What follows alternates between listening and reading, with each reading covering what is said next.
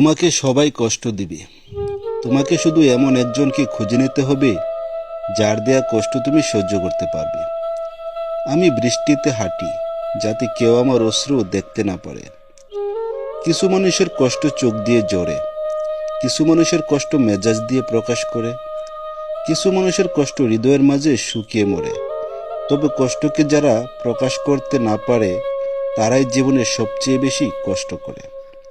কষ্ট হলো মানুষের জীবনের একটা অংশ, যা চোখের জল দিয়ে বের হলেও হৃদয়ের মাঝে আজীবন গাঁথা থাকে।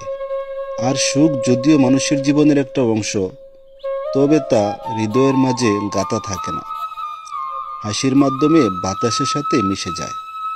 যারা নিজেকে নিয়ে ব্যস্ত থাকে তারা কখনো অন্যের দুঃখ উপলব্ধি করতে পারে না।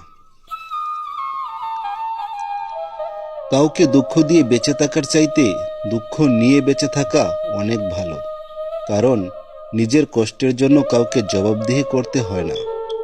কিন্তু অন্যকে কষ্ট দিলে জীবন ভরে তার অভিশাপ মাথায় নিয়ে চলতে হয়।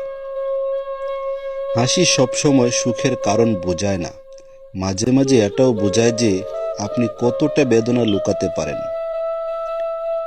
মানুষের কষ্ট দেখাও কষ্টের কাজ। পৃথিবীতে আনন্দ এবং দুঃখ সবসময় থাকবে সমান সমান। বিজ্ঞানের ভাষায় আনন্দের সংরক্ষণশীলতা। কেউ চরম আনন্দ পেলে অন্যজনকে চরম দুঃখ পেতে হবে। গল্প উপন্যাসের নায়ক নায়িকাদের সুখ দুঃখে যারা কাতর, তারা সাধারণত নিজেদের সুখ দুঃখের ব্যাপারে উদাসীন হয়।